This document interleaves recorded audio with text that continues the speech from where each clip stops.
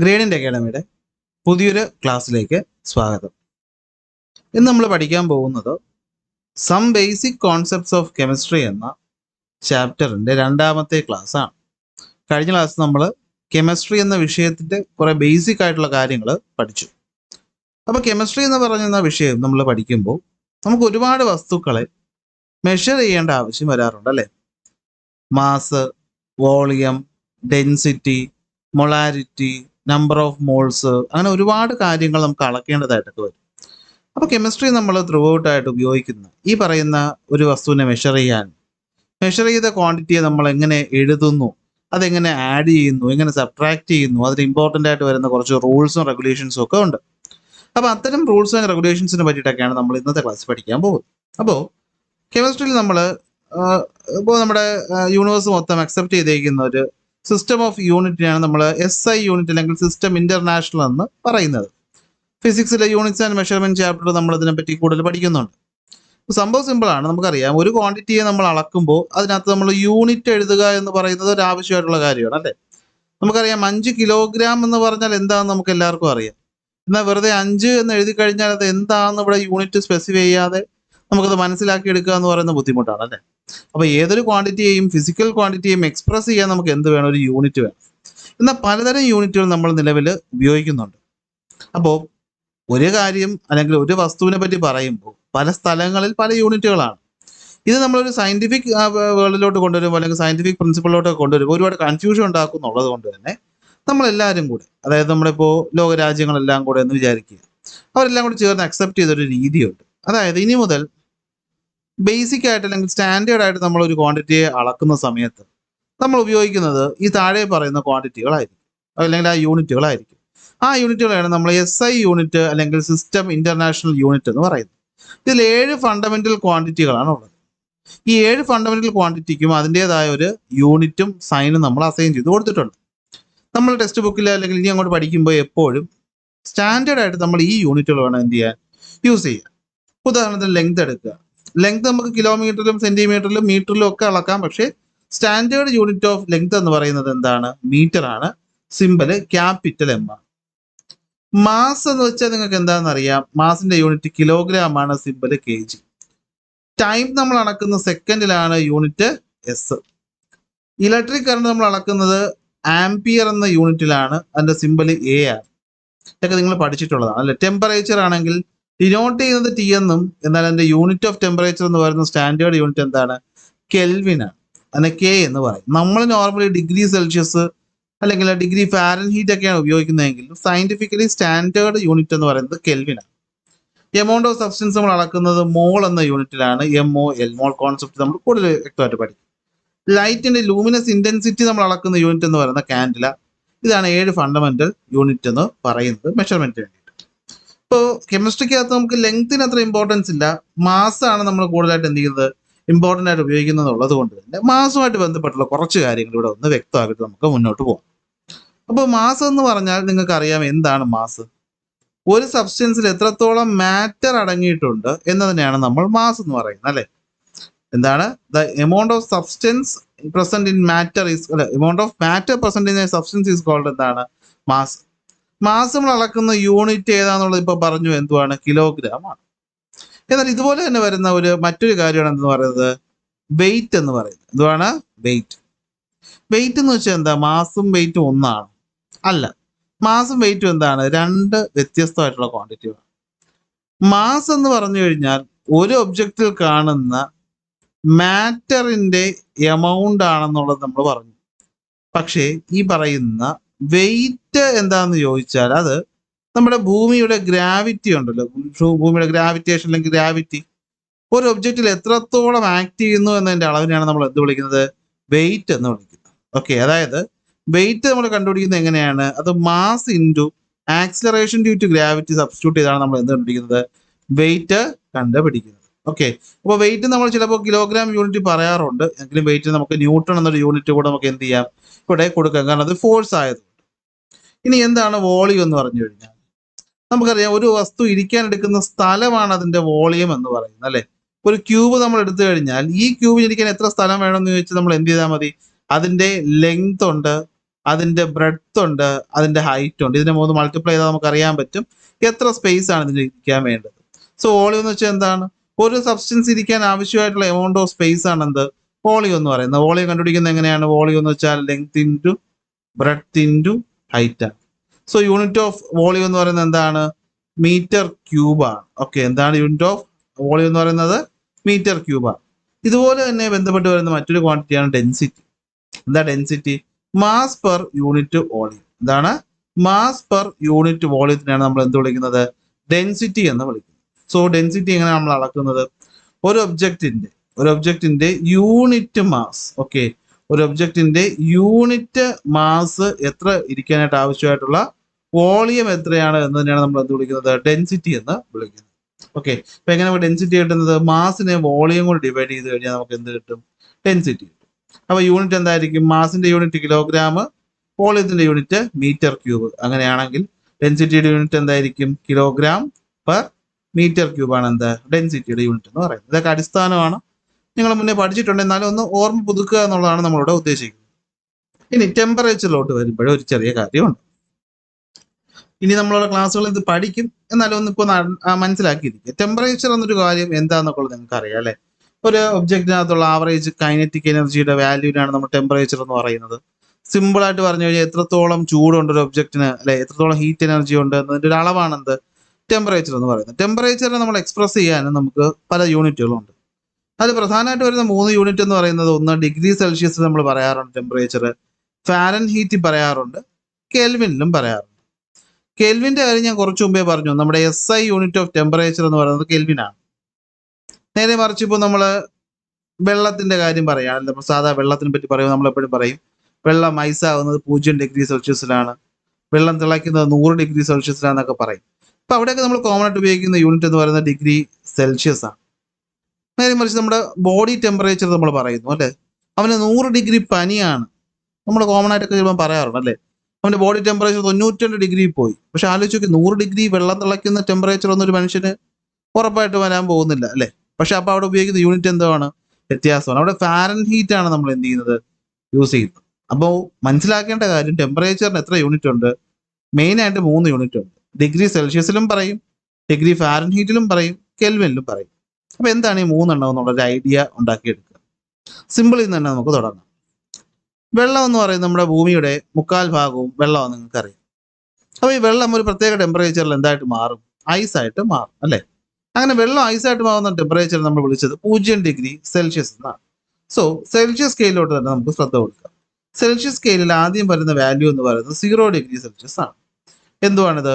Ice ഉണ്ടാകുന്ന temperature, അല്ലെങ്കിൽ വെള്ളം ഐസ് ആകുന്ന ടെമ്പറേച്ചർ. ഇനി വെള്ളം തിളയ്ക്കുന്ന ടെമ്പറേച്ചർ നമ്മൾ എത്രയെന്ന് എടുത്തു? 100 ഡിഗ്രി സെൽഷ്യസ് എന്ന് എടുത്തു. ഇതിനിടയ്ക്ക് വരുന്ന ആ പറയുന്ന വാല്യൂസിനെ നമ്മൾ 100 ഡിവിഷനുകളായിട്ട് എന്ത് ചെയ്തിട്ടുണ്ട്? ഡിവൈഡ് ചെയ്തിട്ടുണ്ട്. അപ്പോൾ ഇങ്ങനെ കിട്ടുന്ന സ്കെയിലാണ് ഡിഗ്രി സെൽഷ്യസ്. വെള്ളം ഐസാവുന്ന ടെമ്പറേച്ചർ, വെള്ളം തിളയ്ക്കുന്ന ടെമ്പറേച്ചർ, ഇതിനിടയിൽ 100 ഡിവിഷൻസ് ഉണ്ട്. അതായത് 1, 2, 3, 4, 5 എന്നിങ്ങനെ ഈക്വൽ ഡിവിഷൻസ് എണ്ണിയാണ് എത്ര എത്തുന്നത്? 100ലേക്ക് എത്തുന്നത്. എന്നാൽ ഇതിനേക്കാളും കുറച്ചുകൂടി സയന്റിഫിക് ആയിട്ട് നമ്മൾ SI യൂണിറ്റ് ഉപയോഗിച്ചത് ഞാൻ പറഞ്ഞു, ഏത് സ്കെയിലാ? Kelvin scale. കാരണം ഇവിടെ നമ്മൾ 0 ഡിഗ്രി കെൽവിൻ എന്ന് പറഞ്ഞെടുക്കുന്നത് വെള്ളം ഐസാവുന്ന ടെമ്പറേച്ചർ അല്ല. കാരണം നമുക്ക് ഇപ്പോൾ അറിയാം, വെള്ളം ഐസായി കഴിഞ്ഞിട്ട് വീണ്ടും നമുക്കൊരു ടെമ്പറേച്ചർ കുറച്ച് കൊണ്ടുപോകാൻ പറ്റും. അങ്ങനെ കുറേ സമയം കഴിയുമ്പോൾ വീണ്ടും കുറഞ്ഞ ഒരു പ്രത്യേക അളവിൽ എത്തുമ്പോഴത്തേക്കും, അല്ലെങ്കിൽ ഒരു പ്രത്യേക ടെമ്പറേച്ചർ എത്തുമ്പോഴത്തേക്കും, ഈ പറയുന്ന വാട്ടർ മോളിക്യൂൾസിന്റെ കൈനറ്റിക് എനർജി എന്ന് പറയുന്നത് എത്രയായിട്ട് മാറും? 0 ആയിട്ട് മാറും. എന്ന് വെച്ചാൽ വാട്ടർ മോളിക്യൂളിൽ പിന്നെ പരസ്പരം വൈബ്രേറ്റ് ഒന്നും ചെയ്യാത്ത ഒരവസ്ഥയിലെത്തും. ആ ടെമ്പറേച്ചറിനെ വിളിക്കുന്ന പേരാണ് അബ്സല്യൂട്ട് സീറോ. എന്തുവാണ്? Absolute zero. ഈ അബ്സല്യൂട്ട് സീറോനെയാണ് നമ്മൾ എന്താണ് എടുത്തേക്കുന്നത്? കെൽവിൻ സ്കെയിലിൽ 0 ഡിഗ്രി ആയിട്ട് എടുത്തേക്കുന്നത്. അപ്പോൾ 0 ഡിഗ്രി കെൽവിൻ എന്ന് വെച്ചാൽ അത് വെള്ളം ഐസാവുന്ന ടെമ്പറേച്ചർ അല്ല, അത് അബ്സല്യൂട്ട് സീറോ എന്ന് പറയുന്ന ടെമ്പറേച്ചറാണ്. അവിടെ ആവറേജ് കൈനറ്റിക് എനർജി എന്ന് പറയുന്നത് എത്രയായിട്ട് മാറും? 0 ആയിട്ട് മാറും. ഇനി അപ്പോൾ വെള്ളം ഐസാവുന്ന ടെമ്പറേച്ചർ എത്രയാണ്? കെൽവിൻ സ്കെയിൽ അടിസ്ഥാനപ്പെടുത്തി നോക്കിക്കഴിഞ്ഞാൽ അത് 273.15 കെൽവിനാണ്. വീണ്ടും അതിന് നമ്മൾ 100 ഡിവിഷൻസ് ആയിട്ട് നമ്മൾ ഡിഗ്രി സെൽഷ്യസ് എടുത്ത പോലെ 1, 2, 273, 74, 75 എന്നിങ്ങനെ എടുത്തെടുത്ത് 100 ഡിവിഷൻസ് എടുത്ത് 373.15 ഡിഗ്രി ആകുമ്പോൾ വെള്ളം തിളയ്ക്കുന്ന ടെമ്പറേച്ചർ എത്തും. അതായത് ഡിഗ്രി സെൽഷ്യസിലെ 100 ഡിഗ്രിക്ക് ഈക്വല് കെൽവിൻ സ്കെയിലിൽ 373. ഡിഗ്രി സെൽഷ്യസിലെ 0 ഡിഗ്രിക്ക് ഈക്വൽ കെൽവിൻ സ്കെയിലിൽ 273. ഈ കാര്യം മനസ്സിലായല്ലോ. അപ്പോൾ കെൽവിൻ സ്കെയിലിലെ 0 കെൽവിൻ ഈക്വൽ ഏതാണ്? അത് -273 ഡിഗ്രി സെൽഷ്യസ് ആണ് മനസ്സിലാക്കുക. കാരണം ഇന്ന് നമുക്ക് 0 താഴെയുള്ള പല കാര്യങ്ങളും ചെയ്യേണ്ട ആവശ്യമൊക്കെ വരുമ്പോൾ നമുക്ക് നല്ലൊരു സ്കെയിൽ എന്ന് പറയുന്നത് കെൽവിൻ സ്കെയിലാണ്. ഇനി ഫാരൻഹീറ്റിലോട്ട് വരുമ്പോൾ സംഭവം എന്താണെന്ന് വെച്ച് കഴിഞ്ഞാൽ നോക്കിയേ, നമ്മുടെ ഡിഗ്രി സെൽഷ്യസിനേക്കാളൊക്കെ കുറച്ച് കൂടി നിൽക്കുന്ന സ്കെയിലാണ് ഈ ഫാരൻഹീറ്റ്. അതായത് ഇവിടെയും വെള്ളം തന്നെയാണ് നമ്മൾ മെയിനായിട്ട് എടുക്കുന്നത്. വെള്ളം തിളയ്ക്കുന്ന വെള്ളം ഐസാവുന്ന ടെമ്പറേച്ചർ നമുക്കറിയാം 0 ഡിഗ്രി സെൽഷ്യസ് ആണ്. എന്നാൽ അതിന് ഇക്വലന്റ് ആയിട്ട് ഫാരൻഹീറ്റിൽ വരുന്നത് 32 ഡിഗ്രി ഫാരൻഹീറ്റിലാണ് എന്ത് ചെയ്യുന്നത്? വെള്ളം ഐസായിട്ട് മാറുന്നത്. ആ സ്കെയിൽ അനുസരിച്ച് നമ്മൾ നോക്കിയാൽ നമ്മുടെ വെള്ളം ഐസാവുന്നത് എത്രയിലാണ്? 32 ഡിഗ്രി ഫാരൻഹീറ്റിലാണ്. അടുത്ത് വീണ്ടും അത് നമ്മൾ മുകളിലോട്ട് 1, 2, 3 എന്നിങ്ങനെ 180 ഡിവിഷൻസ് ഉണ്ട്. അത്രയും കൂട്ടിക്കഴിയുമ്പോൾ നമുക്ക് എത്ര കിട്ടും? 212 ഡിഗ്രി ഫാരൻഹീറ്റ് കിട്ടും. ഈ 212 ഡിഗ്രി ഫാരൻഹീറ്റിലാണ് എന്ത് ചെയ്യുന്നത്? നമ്മുടെ വെള്ളം ബോയിൽ ചെയ്ത് വാട്ടർ വേപ്പറായിട്ട് മാറും. ഓക്കെ. എന്നാൽ ഇതിന്റെ അബ്സല്യൂട്ട് സീറോയിലോട്ട് പോയി നോക്കി 0 ഡിഗ്രി കെൽവിൻ ഈക്വലന്റ് വരുന്നത് എത്രയായിരിക്കും? അത് -459 ആണ്. അപ്പോൾ ഓരോന്നിനും അതിൻ്റെതായ ഉപയോഗം. സാധാരണ വെള്ളത്തിനെ പറ്റി പറയുമ്പോൾ നമ്മൾ സെൽഷ്യസ് ഉപയോഗിക്കും. ബോഡി ടെമ്പറേച്ചറുമായിട്ട് ബന്ധപ്പെട്ട കാര്യങ്ങൾ വരുമ്പോൾ നമ്മളൊരു ഫാരൻഹീറ്റ് ഉപയോഗിക്കും. എന്നാൽ സയന്റിഫിക്കലി കറക്റ്റ് ആയിട്ട് ഇപ്പോൾ നമ്മൾ അക്സെപ്റ്റ് ചെയ്തിട്ടുള്ള ഏതാണ്? കെൽവിനാണ്. ഓക്കെ ആണല്ലോ. അപ്പോൾ നമ്മൾ പറഞ്ഞ എന്തുവാണ്? ടെമ്പറേച്ചറിന് 3 യൂണിറ്റ്, ഡിഗ്രി സെൽഷ്യസും ഫാരൻഹീറ്റും കെൽവിനും. വെള്ളം വെച്ച് പറയുകയാണെങ്കിൽ വെള്ളം ഐസാവുന്ന ടെമ്പറേച്ചർ എന്ന് പറയുന്നത് എത്രയാണ്? അത് 0 ഡിഗ്രി സെൽഷ്യസ് ആണ്. അത് കെൽവിനിൽ വരുമ്പോൾ 273 ഡിഗ്രി കെൽവിനാണ്. ഫാരൻഹീറ്റ് വരുമ്പോൾ 32 ഡിഗ്രി ഫാരൻഹീറ്റ് ആണ്. കെൽവിനും സെൽഷ്യസും 100 ഡിവിഷൻസ് ആണ് ഉള്ളത്. എന്നാൽ ഫാരൻഹീറ്റ് സ്കെയിലിന് 180 ഡിവിഷൻസ് ഉണ്ട്. ഐസ് വീണ്ടും ടെമ്പറേച്ചർ കൂടി വെള്ളം വാട്ടർ വേപ്പർ ആവുന്ന ടെമ്പറേച്ചർ എന്ന് പറയുന്നത് 100 ഡിഗ്രി സെൽഷ്യസ് ആണ്. എന്നാൽ അത് കെൽവിൻ സ്കെയിലിൽ 373 ഡിഗ്രി സെൽഷ്യസ് ആണ്. എന്നാൽ ഫാരൻഹീറ്റിൽ അത് 212 ഡിഗ്രി ഫാരൻഹീറ്റ് ആണ്. ഓക്കെ ആണോ? ഇനി ഇവിടെ ഒരു ചോദ്യം, മൈനസിലോട്ട് വാല്യൂ പോവാത്ത ടെമ്പറേച്ചർ സ്കെയിൽ ഏതെന്ന് ചോദിച്ചാൽ, മൈനസിലോട്ട് വാല്യൂ പോവാത്ത ടെമ്പറേച്ചർ സ്കെയിൽ ഏതെന്ന് ചോദിച്ചാൽ അതിന്റെ ഉത്തരം കെൽവിനാണ്. കാരണം നമ്മൾ കണ്ടു അബ്സല്യൂട്ട് സീറോയിലാണ് തുടക്കുന്നത്, പിന്നെ താഴോട്ട് പോകുന്നത് ഇല്ല. അപ്പോൾ ഇതാണ് ടെമ്പറേച്ചറിനെ പറ്റി. ഇനി ഇതിന്റെ കൺവേർഷനും കൂടെ ഒന്ന് അറിഞ്ഞിരിക്കുക. സിമ്പിൾ എന്ന് പറയുന്നത് ഈ കെൽവിനും ഡിഗ്രി സെൽഷ്യസും അങ്ങോട്ടും ഇങ്ങോട്ടും മാറ്റാൻ എളുപ്പമാണ്. കാരണം രണ്ടിനും 100 ഡിവിഷനുകളാണ് ഉള്ളത്. എത്ര ഡിവിഷനാണുള്ളത്? 100 ഡിവിഷൻസ് ആണ് ഉള്ളത്. മാത്രമല്ല ഡിഗ്രി സെൽഷ്യസിൽ 0 ഡിഗ്രി സെൽഷ്യസ് എന്ന് പറയുന്നത് കെൽവിനിൽ എത്രയാണ്? 273. സോ അങ്ങോട്ടും ഇങ്ങോട്ടും മാറ്റുക എന്ന് പറഞ്ഞാൽ ഈസിയാണ് അല്ലേ? നമുക്ക് ഡിഗ്രി സെൽഷ്യസിലുള്ള ഒരു ടെമ്പറേച്ചറിനെ കെൽവിനിലോട്ട് ആക്കാനായിട്ടാണെങ്കിൽ എന്ത് ചെയ്താൽ മതി? അതിന്റെ കൂടെ ഒരു 273 കൂട്ടിയാൽ മതി. അതായത് 0 degree Celsius 273 degree, 1 degree Celsius ആണെങ്കിൽ 274 ഡിഗ്രി കെൽവിൻ, 2 ഡിഗ്രി സെൽഷ്യസ് ആണെങ്കിൽ 275 ഡിഗ്രി കെൽവിൻ. സോ ഡിഗ്രി സെൽഷ്യസിൽ കിടക്കുന്ന ഒരു സ്കെയിലിനെ കെൽവിനിലോട്ട് മാറ്റാനായിട്ട് +273.15 ആഡ് ചെയ്താൽ മതി. ഇനി തിരിച്ചു പോകാനാണെങ്കിൽ എന്ത് ചെയ്താൽ മതി? മൈനസ് ചെയ്താലും മതി. എളുപ്പമാണ്. പക്ഷെ അടുത്ത് ഈ പറയുന്ന ഫാരൻഹീറ്റിലാണ് ചെറിയൊരു പ്രശ്നമുള്ളത്. നമുക്ക് ഡിഗ്രി സെൽഷ്യസിനെ എന്തിലോട്ട് മാറ്റാൻ പറ്റും? ഫാരൻഹീറ്റിലോട്ട് മാറ്റാനായിട്ട് പറ്റും. പക്ഷെ ഇവിടെ ചെറിയ വ്യത്യാസം എന്താണെന്ന് വെച്ചാൽ നോക്കി, 0 ഡിഗ്രി സെൽഷ്യസ് എന്ന് പറയുന്നത് 32 ഡിഗ്രി ഫാരൻഹീറ്റ് ആണ്. അപ്പൊ ഫാരൻഹീറ്റ് കിടക്കുന്ന ഒരു വാല്യൂവിനെ എനിക്ക് ഡിഗ്രിയിലോട്ട് മാറ്റാനായിട്ട് എന്ത് കുറച്ചാൽ മതി? 32 ഡിഗ്രി ഫാരൻഹീറ്റ് കുറച്ചാൽ മതി. പക്ഷെ ഇവിടുത്തെ പ്രശ്നം എന്താണെന്ന് വെച്ചാൽ ഡിഗ്രി സെൽഷ്യസിന്റെ സ്കെയിലിനകത്ത് എത്ര ഡിവിഷൻ ഉണ്ട്? 1, 2, 3, 4 എന്നിങ്ങനെ 100 ഡിവിഷൻസ് ആണ് ഉള്ളത്. എന്നാൽ ഫാരൻഹീറ്റിലാണെങ്കിൽ എത്ര എണ്ണം ഉണ്ട്? 180 ഡിവിഷൻസ് ഉണ്ട്. അപ്പൊ ഈ ഒരു വ്യത്യാസം കൂടെ നമ്മളിവിടെ കണക്കിലെടുക്കണം. സോ സിമ്പിൾ ആയിട്ട് ഒരു ഡിഗ്രി സെൽഷ്യസിൽ കിടക്കുന്ന അല്ലെങ്കിൽ ഒരു ഫാരൻഹീറ്റ് കിടക്കുന്ന സ്കെയിലിനെ നമുക്ക് എന്ത് ചെയ്യണം? ഡിഗ്രി സെൽഷ്യസിലോട്ട് മാറ്റണമെങ്കിൽ, ഫാരൻഹീറ്റ് കിടക്കുന്നതിനെ ഡിഗ്രി സെൽഷ്യസിലോട്ട് മാറ്റണമെങ്കിൽ ആദ്യം നമ്മൾ എന്ത് ചെയ്യണം? ഫാരൻഹീറ്റ് കിടക്കുന്ന വാല്യൂവിൽ നിന്നും 32 കുറയ്ക്കണം. കാരണം അറിയാമല്ലോ, 0ക്ക് ഈക്വൽ 32 ആകുമ്പോൾ 32 ഡിഗ്രിയുടെ സ്കെയിലായ ഫാരൻഹീറ്റ് കിടക്കുന്ന ഒരു വാല്യൂ ഡിഗ്രിയിലോട്ട് മാറ്റണമെങ്കിൽ ആദ്യം ഈ പറഞ്ഞ വാല്യൂ കുറയ്ക്കണം. ഇനി നമുക്കറിയാം ഫാരൻഹീറ്റിലുള്ള മൊത്തം 180ൽ ഡിഗ്രിയിലോട്ട് പോകുമ്പോൾ എത്ര മാത്രം മതി? 100 മാത്രം മതി. സോ ആ വ്യത്യാസമാണ്.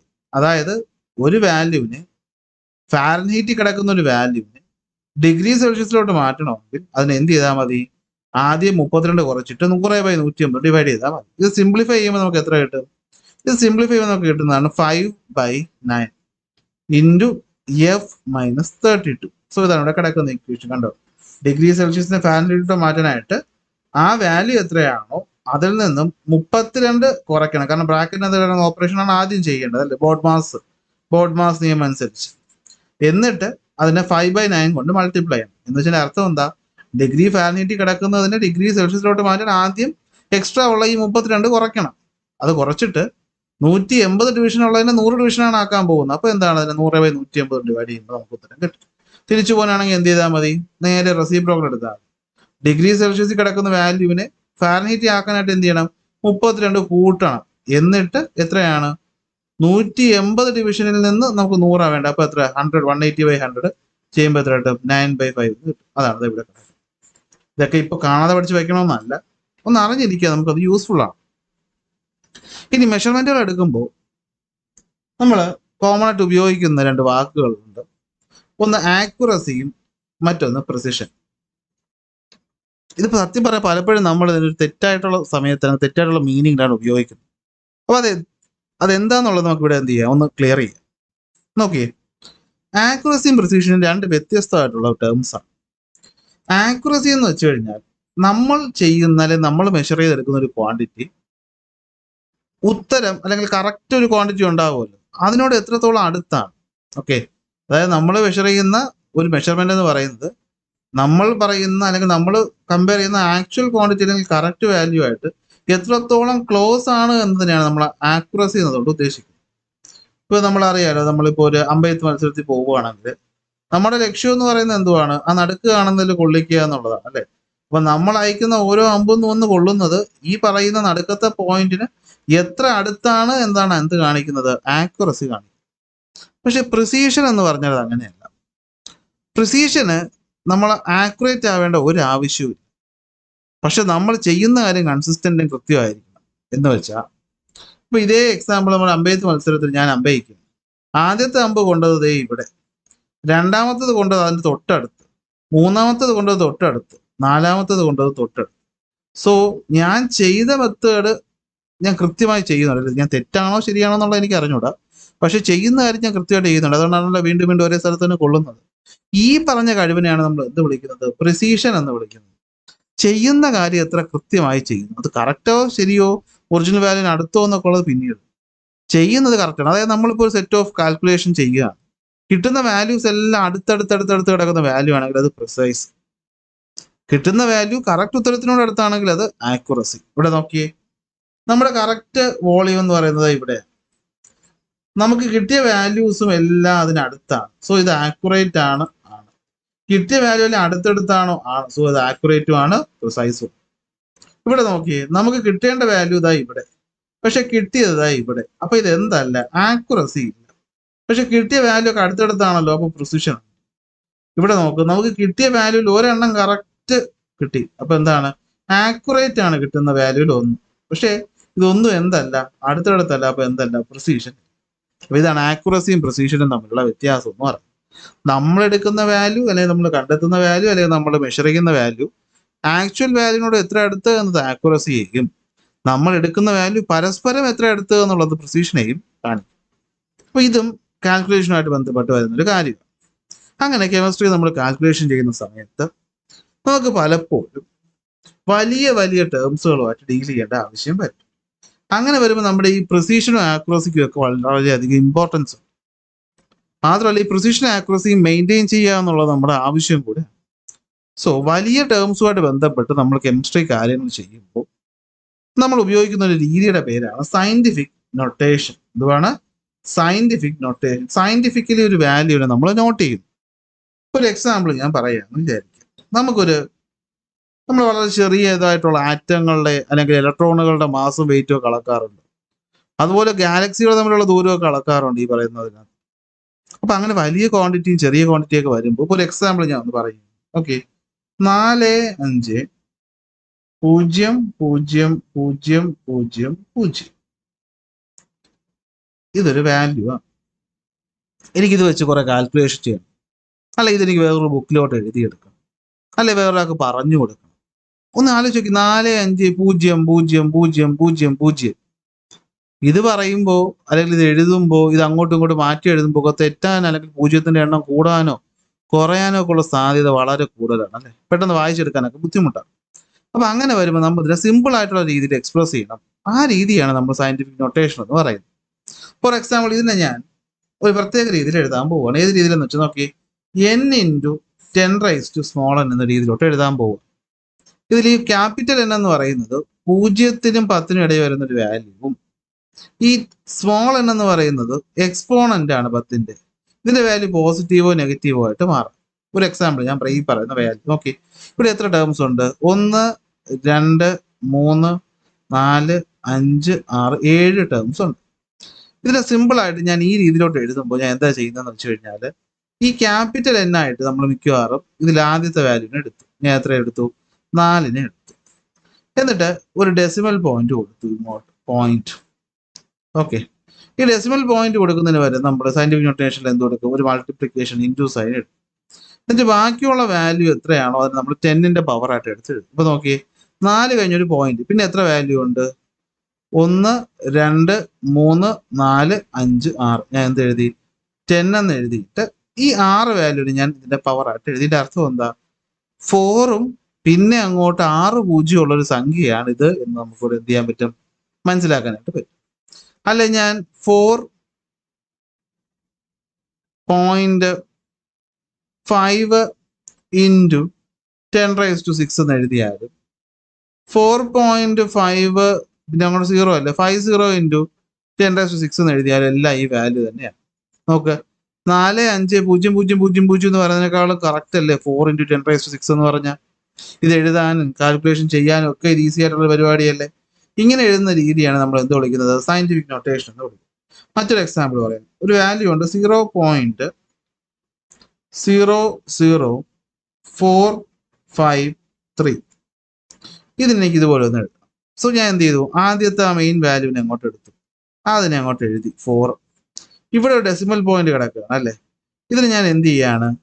4 എഴുതി കഴിഞ്ഞാൽ പിന്നെ എനിക്ക് അങ്ങോട്ട് മാറ്റണം. അപ്പൊ എന്ത് ചെയ്തു? ഞാൻ 1, 2, 3 സ്ഥാനം ഇങ്ങോട്ട് മാറ്റി.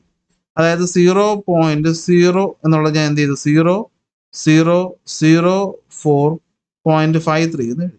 അപ്പൊ ഇതിനെ എനിക്ക് എങ്ങനെ സയന്റിഫിക്കലി നൊട്ടേറ്റ് ചെയ്യാൻ പറ്റും? ഞാൻ എന്ത് ചെയ്യാണ്? 4 ഇൻറ്റു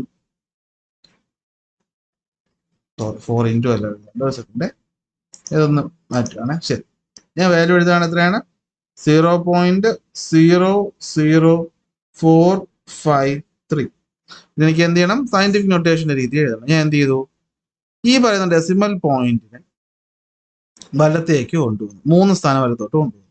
ആദ്യത്തെ നമ്പറിനെ എഴുതി 4, പോയിന്റ് തൊട്ടടുത്ത നമ്പറിനെ എഴുതി 5 ഇൻറ്റു 10⁻². ഞാൻ എത്ര സ്ഥാനം മാറ്റി? 1, 2, 3 സ്ഥാനം മാറ്റി. സോ ഇവിടെ ഞാൻ 3 കൊടുത്തു, മുകളിലൊരു മൈനസും കൊടുത്തു. അപ്പൊ എന്താ സംഭവം എന്ന് വെച്ച് കഴിഞ്ഞാൽ, ഓക്കെ, നമ്മൾ ഡെസിമൽ പ്ലേസുകൾ എന്ന് വെച്ചാൽ ഇതിന്റെ അർത്ഥം എന്തുവാണെന്ന് വെച്ചാൽ 4.5 ഡിവൈഡഡ് ബൈ എന്താണ് അർത്ഥം? 1000 എന്ന അർത്ഥം. ഈ ബൈ 1000 മുകളിൽ വരുമ്പോൾ എന്താവും? അല്ലെ, ബൈ 1000 ഡിനോമിനേറ്റർ കിടക്കുന്ന ബൈ മുകളിൽ വരുമ്പോൾ എന്താവും? 10⁻³ ആവും. നമ്മൾ ബേസിക് ആയിട്ട് പഠിച്ചിട്ടുള്ള കാര്യമാണ്. ഇവിടെ അതാണ് എന്ത് ചെയ്യുന്നത്? നമ്മൾ യൂസ് ചെയ്യുന്ന മെത്തേഡ് എന്ന് പറയുന്നത്. അപ്പൊ ഇതാണ് എന്ത്? സയന്റിഫിക് നൊട്ടേഷൻ ആണെന്ന് പറയുന്നത്. റൂൾസ് നമുക്ക് നോക്കാം. അപ്പൊ ഒരു വാല്യൂവിനെ n ഇൻറ്റു 10⁻n എന്ന് എഴുതുന്ന രീതിയെ വിളിക്കുന്ന പേര് സയന്റിഫിക് നൊട്ടേഷൻ. റൂൾസ് എന്താണ്? ഡെസിമൽ പോയിന്റ് ഷിഫ്റ്റ് ചെയ്യുന്ന റൈറ്റിലോട്ടാണെങ്കിൽ മൈനസ്, ലെഫ്റ്റിലോട്ടാണെങ്കിൽ പ്ലസ്. നോക്കി, നമ്മൾ നോർമൽ നമ്പർ ലൈനിനകത്ത് 0 കഴിഞ്ഞിട്ട് 1, 2, 3 പോസിറ്റീവും, ഇവിടെ -1, -2, -3 നെഗറ്റീവും ആണ്. സയന്റിഫിക് നൊട്ടേഷൻ വരുമ്പോൾ ഇതിന്റെ ഓപ്പോസിറ്റ് ആണ് മനസ്സിലാക്കുക. അതായത് ഡെസിമൽ പോയിന്റ് വലത്തോട്ട് പോയാൽ പോസിറ്റീവ് അല്ല നെഗറ്റീവ്, ഡെസിമൽ പോയിന്റ് ഇടത്തോട്ട് പോയാൽ നെഗറ്റീവ് അല്ല പോസിറ്റീവ്. ഇത് എഴുതുന്ന കാര്യത്തിൽ അങ്ങനെ ഓർത്ത് വെച്ച് കഴിഞ്ഞാൽ ഈ ഒരു കൺഫ്യൂഷൻ നമുക്ക് ഒഴിവാക്കാനായിട്ട് പറ്റും. ഞാനൊരു എക്സാമ്പിൾ ഒന്നുകൂടി ഒന്ന് പറയാം. ഓക്കെ, 2.76000000. ഇതിനെനിക്ക് എന്ത് ചെയ്യണം? ഒരു ഡെസിമൽ രീതിക്ക് എഴുതണം. ഓക്കെ, 2 പോയിന്റ് ഇല്ല, 27276000000. അപ്പൊ ഇതിനെ ഡെസിമൽ പോയിന്റ് എഴുതുമ്പോൾ അല്ലെങ്കിൽ ഈ പറഞ്ഞ സയന്റിഫിക് നൊട്ടേഷൻ എഴുതുമ്പോൾ ഞാൻ ഫസ്റ്റ് ചെയ്യുന്നത് എന്താ? n ആയിട്ടുള്ളൊരു വാല്യൂ എടുക്കണം, 2. ശരി, 2. ഇവിടെയാണ് ഡെസിമൽ കിടക്കുന്നത്. ഈ ഡെസിമൽ പോയിന്റിനെ എനിക്ക് എന്ത് ചെയ്യണം? ചാടിച്ച് ഇവിടെ കൊണ്ടുവരണം. ഏതാ? 2ന്റെ ഇപ്പുറത്തായിട്ട് കൊണ്ടുവരണം. എത്ര സ്ഥാനം ചാടിക്കും? 1, 2, 3, 4 5 6 7 8 9 10 സ്ഥാനം ചാടി. അപ്പൊ ഞാൻ എന്തെടുക്കും? 2 പോയിന്റ് പിന്നെ ഉള്ളത് 7 ഇൻറ്റു 10 എത്ര സ്ഥാനം ചാടിച്ചു? 10. സോ ഈ വാല്യൂ ആണ് എത്ര? 2.7 10^10. ഓക്കെ ആണോ? മറ്റൊരു എക്സാമ്പിൾ നോക്കാം. 0.000073. ഇതിനെനിക്ക് സയന്റിഫിക് നൊട്ടേഷൻ രീതി എഴുതണം. എന്ത് ചെയ്യണം? ഇവിടെ കിടക്കുന്ന ഡെസിമൽ നമുക്ക് ഫസ്റ്റ് ഒരു വാല്യൂവിന് അടുത്തോട്ട് കൊണ്ടുപോകണം. അതായത് ഇവിടുന്ന് 1 2 3 4 5 സ്ഥാനം ചാടിച്ച് ഇവിടെ എത്തിക്കണം. അപ്പൊ എങ്ങനെ എഴുതും ഞാൻ? ഫസ്റ്റ് നമ്പർ 7 പിന്നെ ഒരു പോയിന്റ് പിന്നെ ഉള്ളത് 3 ഇൻറ്റു 10 എത്ര സ്ഥാനം ചാടിച്ചു? 1 2 3 4 5 സ്ഥാനം ഇൻറ്റു 5 സ്ഥാനം.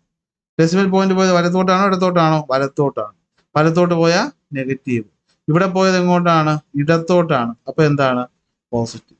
ഇങ്ങനെ എഴുതുന്ന രീതിയാണ് നമ്മൾ സയന്റിഫിക് നൊട്ടേഷൻ എന്ന് പറയുന്നത്. നമ്മൾ ഒരുപാട് വാല്യൂ, അവഗാഡ്രോ നമ്പർ പോലെയുള്ള ഒരുപാട് വാല്യൂസ് ഇനി അങ്ങോട്ട് ഈ രീതിയിൽ പഠിക്കും.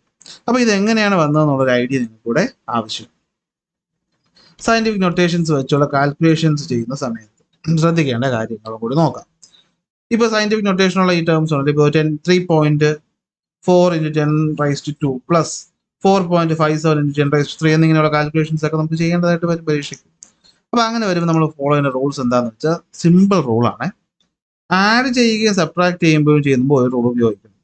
മൾട്ടിപ്ലൈ ചെയ്യുമ്പോൾ ഒരു റൂൾ ഉപയോഗിക്കണം. അതുപോലെ ഡിവൈഡ് ചെയ്യുമ്പോഴും എന്ത് ചെയ്യണം? ഒരു റൂൾ ഉപയോഗിക്കണം. 3 റൂൾ സിമ്പിൾ ആണ്. ഫസ്റ്റ് സംഭവം നോക്കുക.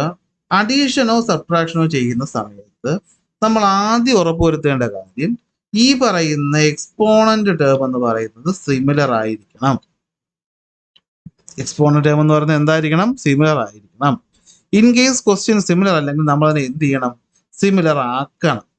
സിമിലർ ആക്കി കഴിഞ്ഞിട്ട് ആഡ് ചെയ്യണമെങ്കിൽ നമ്പേഴ്സ് ക്യാപിറ്റൽ എൻ നമ്പർ എന്ന് പറഞ്ഞ് വരുന്ന വാല്യൂ ഇല്ലേ, അതിനെ ആഡ് ചെയ്യാം. സബ്ട്രാക്ഷൻ ആണെങ്കിൽ സബ്ട്രാക്ഷൻ ചെയ്യും. പക്ഷെ കണ്ടീഷൻ ഈ പറയുന്ന എക്സ്പോണന്റ് എന്ന് പറയുന്നത് എന്തായിരിക്കണം? സെയിം ആയിരിക്കണം. ആക്കിയിട്ട് ചെയ്യാവും. ഇവിടെ നോക്കാം. 3.4 × 10² പ്ലസ് 4.57 × 10³ ഇതിനെ ആഡ് ചെയ്യാനാണ് പറഞ്ഞിരിക്കുന്നത്. അപ്പൊ ആഡ് ചെയ്യണമെങ്കിൽ നമ്മൾ ആദ്യം പവർ നോക്കിയപ്പോൾ ഇത് 10² ഇത് 10³ അപ്പൊ എളുപ്പവഴി എന്താണ്? ഈ 10² ക്യൂബിലോട്ട് മാറ്റും. അതായത് 3.4 × 10⁻²ന്റെ ഡെസിമൽ പ്ലേസ് എനിക്കൊന്ന് കൂട്ടണം. നമുക്ക് കൂട്ടണമെങ്കിൽ ഡെസിമൽ എങ്ങോട്ട് പോകണം? ഇടത്തോട്ട് പോകണം അല്ലേ? നല്ല കൂടുള്ളൂ. അപ്പോൾ ഡെസിമൽ ഇടത്തോട്ട് പോകുമ്പോൾ എന്ത് കിട്ടും? 0.34 × 10⁻³ എന്ന് വരും. അത് ഇവിടെ കിടക്കട്ടെ. 4.57 കൂടെ 10⁻³ ആണല്ലോ. അപ്പൊ നമുക്ക് എന്താ ചെയ്യേണ്ടത്? ഇതിനെ ആഡ് ചെയ്യണം. എത്രയായിട്ട്? 4.57 × 10⁻³ ആയിട്ട് ആഡ് ചെയ്യും. എന്ത് ചെയ്താൽ മതി? എക്സ്പോണന്റ് ടേമുകൾ ഈക്വൽ ആയി കഴിഞ്ഞാൽ പിന്നെ ഈ കിടക്കുന്ന ടേമുകളെ ഇവിടെ ഉള്ള കാര്യം എന്താണോ അതങ്ങ് ചെയ്താൽ മതി. ആഡ് എങ്കിൽ ആഡ്, സബ്ട്രാക്ട് എങ്കിൽ സബ്ട്രാക്ട്. എത്ര ആയിട്ട്? 0.34 4.57 ആഡ് ചെയ്യുമ്പോൾ നമുക്ക് എത്ര കിട്ടും? 4.91 എന്ന് കിട്ടും. എക്സ്പോണന്റ് ടേമിന് അതുപോലെ തന്നെ എടുത്ത് എഴുതുക, ഒരു മാറ്റവും വരുത്തുക. ഇതാണ് അഡീഷൻ. ഇനി സബ്ട്രാക്ഷൻ വന്നാലും വ്യത്യാസമൊന്നുമില്ല, ഇതുപോലെ കോമൺ ആക്കിയിട്ട് ചെയ്യുക. മൾട്ടിപ്ലിക്കേഷൻ ഡിവിഷൻ വരുമ്പോൾ കുറച്ച് ഈസിയാണ് കാര്യങ്ങൾ. മൾട്ടിപ്ലിക്കേഷൻ ഡിവിഷൻ വരുമ്പോൾ ചെയ്യേണ്ട കാര്യം നമ്മൾ എഴുതുന്ന ഫോം എങ്ങനെയാണ്? Capital N × 10⁻⁻. അങ്ങനെയുള്ളൊരു ടേമിനെ മറ്റൊരു ക്യാപിറ്റൽ N × 10⁻⁻ എന്ന് പറയുന്ന ടേമുമായിട്ട് മൾട്ടിപ്ലൈ ചെയ്യേണ്ടി വന്നാൽ ആദ്യം ചെയ്യേണ്ടത് ക്യാപിറ്റൽ N എന്ന് പറഞ്ഞ് വരുന്ന ടേംസ് ഉണ്ടല്ലോ, അതിനെ പരസ്പരം എന്ത് ചെയ്യണം? മൾട്ടിപ്ലൈ ചെയ്തിട്ട് ഈ പവറുകൾ ഉണ്ടല്ലോ N, ഇതിനെ പരസ്പരം എന്ത് ചെയ്ത് വെച്ചാൽ മതി? ആഡ് ചെയ്ത് വെച്ചാൽ നമ്മുടെ ഉത്തരം കിട്ടും. എക്സാമ്പിൾ നോക്കാം. 2.00 × 10⁻³ × 4.00 × 10⁻⁴. ഫസ്റ്റ് സ്റ്റെപ്പ് എന്താണ്? ഈ ടേമിനെയും ഈ ടേമിനെയും പരസ്പരം മൾട്ടിപ്ലൈ ചെയ്യും. 4 × 2 8. 0.00. ഇവിടെ ഞാൻ എന്തിനാ 2 0 കൊടുത്തതെന്ന് അറിയാവോ? ചോദ്യത്തിൽ ഡെസിമൽ കഴിഞ്ഞ് 2 0 ഉണ്ടെങ്കിൽ ഉത്തരത്തിലും ഡെസിമൽ കഴിഞ്ഞ് 2 0 വേണം. ഇൻറ്റു 10⁻². ഇവിടെ 3 ഇവിടെ 4 പരസ്പരം ഇതിനെ നമ്മൾ എന്ത് ചെയ്താൽ മതി? ആഡ് ചെയ്താൽ മതി. 4 3 7. സോ 10⁻⁷. ഇതാണ് നമ്മുടെ ഉത്തരം. മൾട്ടിപ്ലിക്കേഷൻ ഏത് വന്നാലും ഈ രീതി ഫോളോ ചെയ്യണം. ഇനി ഡിവിഷനിലോട്ട് വരുമ്പോൾ വ്യത്യാസമൊന്നുമില്ല. ഇപ്പൊ നോക്കിയോ, 9.60 × 10⁻⁷ ഡിവൈഡഡ് ബൈ 1.60 ഇൻറ്റു 10⁻⁴. എന്ത് ചെയ്യണം? ഈ കാണുന്ന ടേംസിനെ ആദ്യം ഡിവൈഡ് ചെയ്യുക. 9.6 എടുത്തു കഴിഞ്ഞാൽ നമുക്ക് ഉത്തരം കിട്ടും 600 ഇൻറ്റു 10⁻². എന്ത് ചെയ്താൽ മതി?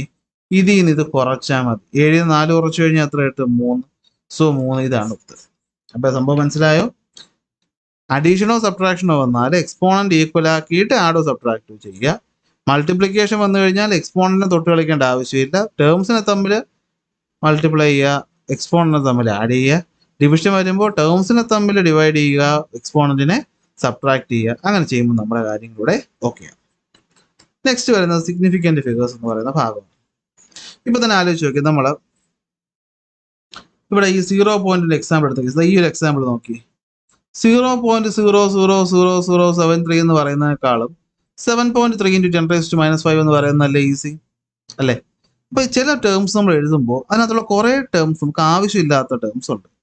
അല്ലെ വേറെ രീതി പറഞ്ഞു കഴിഞ്ഞാൽ നമ്മൾ മെഷർമെന്റ് എടുക്കുന്ന സമയത്ത് നമുക്ക് ഉറപ്പുള്ള കുറച്ച് ടേംസ് ഉണ്ട്, സെർട്ടേൺ ആയിട്ടുള്ള ടേംസ് ഉണ്ട്. എന്നാൽ ചില ടേംസ് എന്തായിരിക്കും? കറക്റ്റ് സെർട്ടേൺ അല്ല, ഒരു അൺസെർട്ടേൺ ആയിരിക്കും. എന്ന് വെച്ചാൽ നമ്മൾ വാല്യൂ എടുക്കുമ്പോൾ ഇപ്പോൾ ഇവിടുത്തെ ഒരു എക്സാമ്പിൾ എടുക്കാം. 12.6939 എന്ന് പറഞ്ഞാൽ ഇതിന് ലാസ്റ്റ് 9 എന്നൊക്കെ പറയുന്ന ആലോചിച്ച് നോക്കിയാൽ 0.6939 എന്നൊക്കെ പറയുമ്പോൾ എന്താണ്? ഇതൊക്കെ എന്നൊരു അൺസെർട്ടേൺ ആയിട്ടുള്ള വാല്യൂ. അതായത് കൂടി കാൽക്കുലേഷൻ എന്തെങ്കിലും എടുക്കുമ്പോൾ ഇത്രയും ടേംസ് ആണ് ഇമ്പോർട്ടൻറ്റ് അല്ലേ? ഇപ്പൊ ഇമ്പോർട്ടൻ്റ് ടേമും അൺസെർട്ടൺ ആയിട്ട് വരുന്ന ഒരു ചെറിയ ടേമൊക്കെ ഉൾപ്പെടുത്തി നമ്മൾ എഴുതുന്ന ആ വാല്യൂവിനാണ് നമ്മൾ എന്ത് വിളിക്കുന്നത്? സിഗ്നിഫിക്കന്റ് ഫിഗർ എന്ന് വിളിക്കുന്നത്. Okay, so the total number of digits, അല്ലെങ്കിൽ വേറെ സിമ്പിൾ ആയിട്ട് പറഞ്ഞായിരുന്നു, okay, meaning digit which are known with certainty is called significant figure. നമ്മൾ എന്തൊരു കാൽക്കുലേഷൻ എടുക്കുന്ന സമയത്തായാലും എഴുതുന്ന സമയത്തായാലും നമുക്ക് ഉറപ്പുള്ള തെറ്റാന്ന് അല്ലാന്ന് ഉറപ്പുള്ള കുറച്ച് ടേംസ് ഉണ്ടല്ലോ, അതിനാണ് നമ്മൾ എന്ത് വിളിക്കുന്നത്? സിഗ്നിഫിക്കന്റ് ഫിഗർ എന്ന് വിളിക്കുന്നത്. ആ സിഗ്നിഫിക്കന്റ് ഫിഗർ എഴുതുമ്പോൾ മിക്കവാറും ലാസ്റ്റ് ടേം എന്ന് പറയുന്നത് എന്തായിരിക്കും? ഒരു അൺസെർട്ടൺ ആയിട്ടുള്ള ടേം ആയിരിക്കും. അങ്ങനെ വരുന്നതന്നെയാണ് നമ്മൾ സിഗ്നിഫിക്കന്റ് ഫിഗർ എന്ന് പറയുന്നത്. അത് കണ്ടുപിടിക്കുന്നതിന് കുറച്ച് നിയമങ്ങളുണ്ട്. സോ നിയമങ്ങൾ വളരെ സിമ്പിൾ ആണ്, നിങ്ങൾക്ക് തന്നെ മനസ്സിലാക്കാൻ പറ്റുന്ന നിയമങ്ങളാണ്. ഒന്ന്, നമ്മൾ ഏതൊരു വാല്യൂ എഴുതുമ്പോൾ അതിനകത്തുള്ള നോൺ സീറോ ഡിജിറ്റ്സ്, ഇപ്പൊ ഇവിടുത്തെ എക്സാമ്പിൾ നോക്കിയേ, 576. ഇത് വാല്യൂ കണ്ടാൽ തന്നെ അറിയാം ഇത് മൂന്നും ആവശ്യമുള്ള വാല്യൂസ് ആണ് അല്ലേ? ഇതൊക്കെ കറക്റ്റ് കിട്ടുന്ന വാല്യൂ ആണ്. ഇവിടെ എത്ര വാല്യൂസ് ഉണ്ട് കറക്റ്റ് ആയിട്ട് നമുക്ക് അളവ് സിഗ്നിഫിക്കന്റ് ആയിട്ടുള്ള വാല്യൂസ് എത്രയുണ്ട്? 3 എണ്ണം ഉണ്ട്. 5004 കണ്ടാൽ തന്നെ അറിയാം ഈ സീറോസ് എന്ന് പറയുന്നത് ഒരു ഡിജിറ്റിന് ഇടയിൽ വരുന്നതാണ്. അപ്പൊ എത്ര എണ്ണം ഉണ്ട്? 4 സിഗ്നിഫിക്കന്റ് ഫിഗർ ഉണ്ട്. 0.48 ഓക്കെ, 0.48. അപ്പൊ ഇതിന്റെ സിഗ്നിഫിക്കന്റ് എന്ന് പറയുന്നത് എത്ര വാല്യൂസ് ആയിരിക്കും? ഈ 4ഉം 8ഉം ആയിരിക്കും. അപ്പൊ എത്ര? 2 എണ്ണം ഉണ്ട്. 2.05 കാരണം 0 കഴിഞ്ഞിട്ട് 5 ഉണ്ട്. അപ്പൊ എത്ര എണ്ണം ഉണ്ട്? 3 എണ്ണം ഉണ്ട്. അതായത് നോക്കി, all non zero digit as well as the zero between the non zero digits R significant. Okay, നമ്മളൊരു വാല്യൂ എടുക്കുന്ന സമയത്ത് നോൺ സീറോ ആയിട്ടുള്ള എല്ലാ വാല്യൂസും അതുപോലെ 2 നോൺ സീറോ വാല്യൂവിന് ഇടയിൽ വരുന്ന നോൺ സീറോയും എന്താണ്? സിഗ്നിഫിക്കന്റ് ആണ്. ഇനി ഒരു ഡെസിമൽ വരികയാണെങ്കിൽ അതിന് മുന്നേ ഉള്ള സീറോ എന്തല്ല? സിഗ്നിഫിക്കന്റ് അല്ല. ഓക്കെ, അപ്പൊ 0.005 മുമ്പുള്ള ഈ സീറോ എന്തല്ല? സിഗ്നിഫിക്കന്റ് അല്ല. ഓക്കെ, അപ്പൊ നോക്കിയാൽ 0 to the left of the first non zero digit in a number are not significant. Okay, എന്താണ്? നമ്മളൊരു ഡെസിമൽ വാല്യൂ എഴുതുന്ന സമയത്ത്, നമ്മളൊരു ഡെസിമൽ ഉള്ള ഒരു വാല്യൂ എഴുതുന്ന സമയത്ത് ആ ഡെസിമൽ തുടങ്ങിയിട്ട് ഒരു സീറോ നോൺ സീറോ ഡിജിറ്റ് വരും. ഇപ്പൊ 0.005 ഇതിലെ ഫസ്റ്റ് നോൺ സീറോ ഡിജിറ്റ് എന്ന് പറയുന്നത് 5. അതിന് മുമ്പിൽ 3 പൂജ്യം ഉണ്ട്. ഈ 3 പൂജ്യം വലിയ ഉറപ്പൊന്നുമില്ല. ഇത് എന്തെന്നാ പറയുന്നത്? ഇൻസിഗ്നിഫിക്കന്റ് എന്നാ പറയുന്നത്. അപ്പോൾ ഇവിടെ സിഗ്നിഫിക്കന്റ് ഫിഗറുകളുടെ എണ്ണം ചോദിച്ചാൽ എത്രയായിരിക്കും? 1 ആയിരിക്കും. സിഗ്നിഫിക്കന്റ് ഫിഗറിന്റെ എണ്ണം കണ്ടുപിടിക്കാനായിട്ട് എക്സാമിന് എന്ത് ചെയ്യാറുണ്ട്? ചെറിയ മാർക്കിനുള്ള ചോദ്യങ്ങൾ ചോദിക്കാറുണ്ട്. ഇനി a number ending with 0 which are to the right side of the decimal point they are significant. എന്ന് വെച്ചാൽ ഇപ്പോൾ 5.0 എന്ന് പറഞ്ഞാൽ ഇതിൽ ഈ പോയിന്റ് ശേഷം വരുന്ന 0 സിഗ്നിഫിക്കന്റ് ആണെന്നാ പറയുന്നത്. അവിടെ എത്ര സിഗ്നിഫിക്കന്റ് ഡിജിറ്റ് ഉണ്ട്? 2 എണ്ണം. 2.500 ലാസ്റ്റ് വരുന്ന 0 ഡെസിമൽ ഉള്ള വാല്യൂ ആണെങ്കിൽ ലാസ്റ്റ് വരുന്ന 0 സിഗ്നിഫിക്കന്റ് ആണ്. ഇവിടെ എത്ര സിഗ്നിഫിക്കന്റ് ഫിഗേഴ്സ് ഉണ്ട്? 4 എണ്ണം.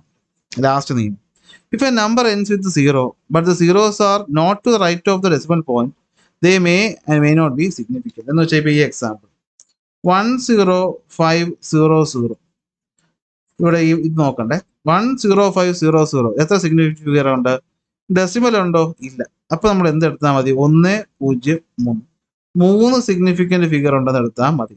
ഈ അവസാനം കിടക്കുന്ന 0 ഡെസിമൽ ഇല്ലാത്ത വാല്യൂ ആണെങ്കിൽ അവിടെ നമ്മൾ എടുക്കേണ്ട ആവശ്യമില്ല. അപ്പോൾ ഇത് പെട്ടെന്ന് കേൾക്കുമ്പോൾ നിങ്ങൾക്ക് ഇത് എന്തിനാണ് ഏതാണെന്നൊക്കെ ഉള്ള സംശയം ഇപ്പം വന്നാലും നോക്കിക്കോ, കുറച്ച് കഴിയുമ്പോൾ നമുക്ക് ഇതിൻ്റെ ഒരു വാല്യൂ മനസ്സിലാവും. അപ്പോൾ സിഗ്നിഫിക്കൻറ്റ് ഫിഗർ എന്ന് വെച്ചാൽ എന്തായിരുന്നു? നമ്മളൊരു വാല്യൂ എടുക്കുന്ന സമയത്ത് സെർട്ടേൺ ആയിട്ട് നമ്മുടെ കയ്യിലുള്ള വാല്യൂവിനെ നമുക്ക് എന്ത് വിളിക്കാം? സിഗ്നിഫിക്കൻറ്റ്, ഇമ്പോർട്ടൻ്റ് ആയിട്ടുള്ളൊരു വാല്യൂ എന്ന് പറയാം. സിഗ്നിഫിക്കൻറ്റ് ഫിഗർ കണ്ടുപിടിക്കാനുള്ള റൂളുകൾ 4 പഠിച്ചു വെക്കുക. 1, നോൺ സീറോ ഡിജിറ്റുകളെല്ലാം സിഗ്നിഫിക്കൻ്റ് ആണ്. അതുപോലെ 2 നോൺ സീറോ ഡിജിറ്റിനിടയിൽ 0 വന്നാൽ അത് സിഗ്നിഫിക്കൻ്റ് ആണ്. ഒരു ഡെസിമൽ വാല്യൂ വരുമ്പോൾ അതിലെ ഫസ്റ്റ് നോൺ സീറോ ഡിജിറ്റിന് മുന്നോട്ടുള്ള അതിന് മുമ്പ് കിടക്കുന്ന സീറോസ് എല്ലാം ഇൻസിഗ്നിഫിക്കൻ്റ് ആണ്. പക്ഷേ ഡെസിമൽ പ്ലേസ് ഉള്ള വാല്യൂവിൽ ഒരു നോൺ സീറോ ഡിജിറ്റ് കഴിഞ്ഞിട്ട് വലത്തോട്ട് വരുന്ന 0 എല്ലാം എന്താണ്? സിഗ്നിഫിക്കൻ്റ് ആണ്. ഇപ്പോൾ 0 കഴിഞ്ഞ് 0 അല്ലെങ്കിൽ പോയിന്റുള്ള നമ്പർ ഇടത്തോട്ടുള്ളത് സിഗ്നിഫിക്കൻ്റ് അല്ല ഫസ്റ്റ് നോൺ സീറോ ഡിജിറ്റിൻ്റെ. എന്നാൽ ലാസ്റ്റ് വലത്തോട്ട് കിടക്കുന്ന 0കളൊക്കെ ആണെങ്കിൽ അത് സിഗ്നിഫിക്കൻ്റ് ആണ്. അതുപോലെ തന്നെ നമ്പർ ഡെസിമൽ വാല്യൂ അല്ലെങ്കിൽ അതിൽ അവസാനം കിടക്കുന്ന 0 എന്തല്ല? സിഗ്നിഫിക്കൻ്റ് അല്ല. ഇനി വരുന്ന മറ്റൊരു സാധനമാണ് റൗണ്ടിങ് ഓഫ്. ഓക്കെ, നമ്മളൊരു വാല്യൂ എഴുതുമ്പോൾ നമുക്ക് അതിനെ റൗണ്ട് ഓഫ് ചെയ്യാൻ പറ്റും. ഇപ്പോൾ ഒരു എക്സാമ്പിൾ പറയാം. ഓക്കെ, 98.97.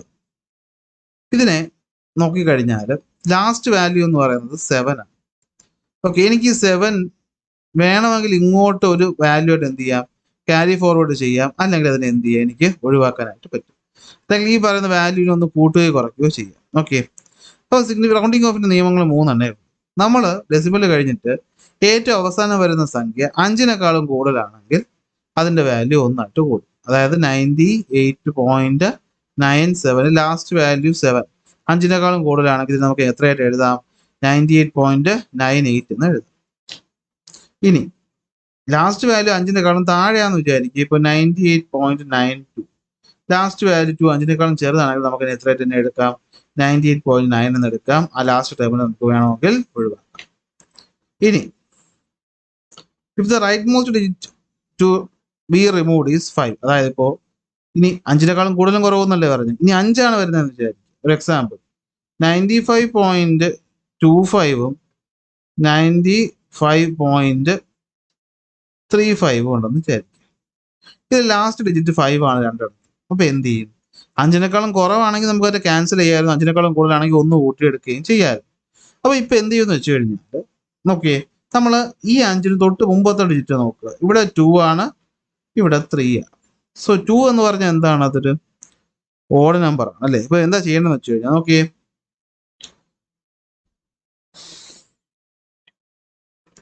പ്രിസീഡിങ് ഡിജിറ്റ് എന്ന് പറയുന്നത്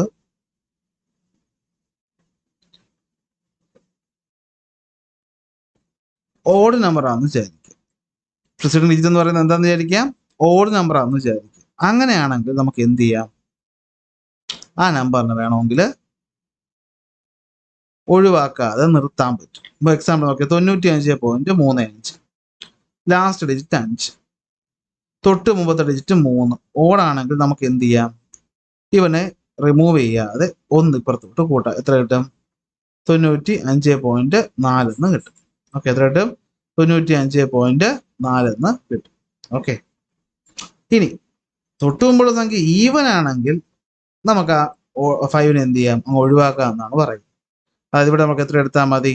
95.2 എന്ന് എടുത്താൽ മതി. അവസാനത്തെ 5നെ ഒഴിവാക്കാം. അതായത് ലാസ്റ്റ് ഡിജിറ്റ് 5 ആണെങ്കിൽ തൊട്ട് മുമ്പത്തെ ഡിജിറ്റ് നോക്കുക. അത് ഈവൻ ആണെങ്കിൽ നമുക്ക് ആ 5നെ ഒഴിവാക്കാം. ഓഡ് ആണെങ്കിൽ നമ്മൾ അതിനെ എന്ത് ചെയ്യണം? കൂട്ടണം. സോ ഇതാണ് റൗണ്ടിങ് ഓഫ് എന്ന് പറയുന്നത്. ഇതൊക്കെ കുറച്ച് ബേസിക് ആയിട്ട് നമ്മൾ ഇനി അങ്ങോട്ടുള്ള പല കാൽക്കുലേഷനും ഉപയോഗിക്കുന്ന കുറച്ച് രീതികളാണ്. ജസ്റ്റ് ഒന്ന് അറിഞ്ഞിരിക്കുക. ഇപ്പോഴത്തേക്ക് ഇതുമായിട്ട് ബന്ധപ്പെട്ട ചെറിയ ചോദ്യങ്ങൾ വരും. നമുക്ക് കുറച്ച് ക്വസ്റ്റ്യൻസ് വേറൊരു ക്ലാസ്സിൽ ഫുള്ളായിട്ട് എന്ത് ചെയ്യാം. ഇപ്പോൾ ഈ കോൺസെപ്റ്റ് ഒന്ന് മനസ്സിലാക്കി വയ്ക്കും. സോ അടുത്ത ക്ലാസ് നമുക്ക് എന്ത് ചെയ്യാം? അടുത്ത ടോപ്പിക്കുമായിട്ട് കാണാം.